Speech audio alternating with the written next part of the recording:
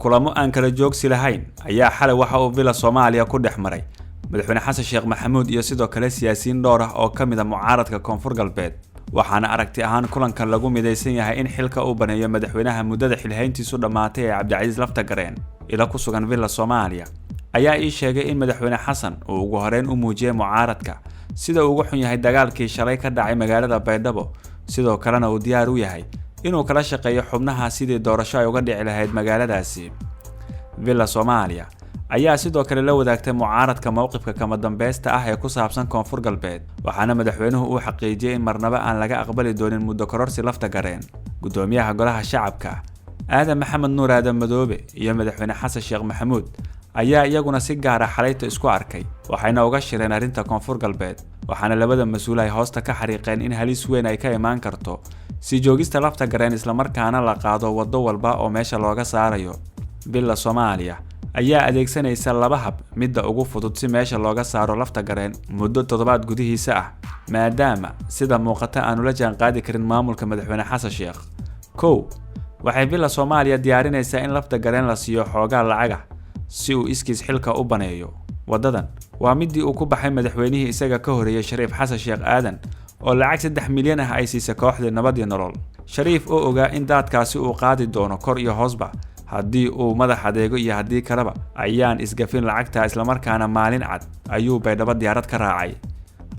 Qodobkan durba hawshiisa waa la bilaabay oo madaxweyne Xasan Sheekh iyo ra'iisul wasaaraha Itoobiya Abiy Ahmed ayaa isla xalay qadka telefoonka ku wada hadlay waxaana madaxweynuhu uu ka dalbaday laba arrin in uu sameeyo Abiy Ahmed.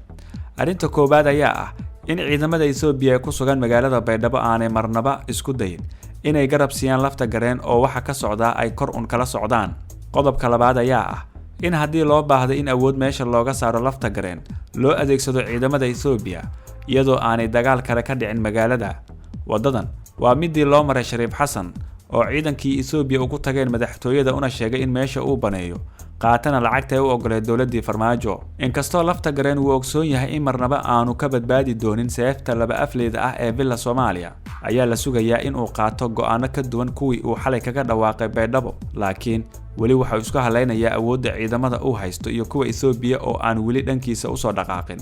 Madaxweyne Xasan Sheekh Maxamuud waxa kor iyo hoos ka go'an in uu daaqada ka saaro dhammaan madaxda dowlad goboleedyada waxaana ay u soo kala horeyn doonaan sida ay u kala saameyn badan yihiin. Koonfur Galbeed waxa la saadaalinayaa inuu xigi doono maamulka Galmudug oo meesha laga saari doono madaxweyne Qoorqoor oo hadda mucaarad badan la kulmaya waxaana xigi doona Hirshabelle iyo sidoo kale Jubbaland halka Puntland iyana waqtigeeda doorashada uu soo dhow yahay. Dani iyo federaalkana aan isku wanaagsanayn si uu dalka oo dhan gacanta ugu hayo madaxweyne Xasan Sheekh Maxamuud waxa uu ku qasbanaan doonaa inuu meesha ka saaro dhammaan maamulada isaga aragti ahaan ka soo horjeeda wuxuuna sidoo kale keensan doonaa shakhsiyaad isaga aad ugu dhow. Khudbad Jimcihii shalay uu madaxweyne Xasan Sheekh ka jeediyay masjidka madaxtooyada wuxuu si kulul uga hadlay maamulada muddo kororsiga samaystay kuwaas oo uu sheegay inay u dan leeyihiin dhiig daata walow khudbadaas oo lagu soo daabacay page-ka Villa Soomaaliya laga jaray hadallo badan oo uu madaxweynaha halkaasi ka sheegay.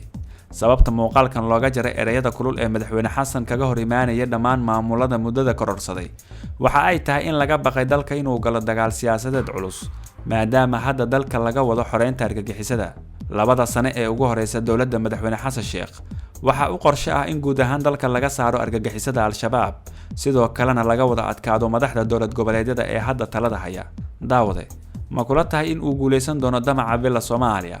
aragtidaada qaybta hoose commentiga inoogu reeb mahadsanid muuqaalkan si share gareysuu dad badan u gaaro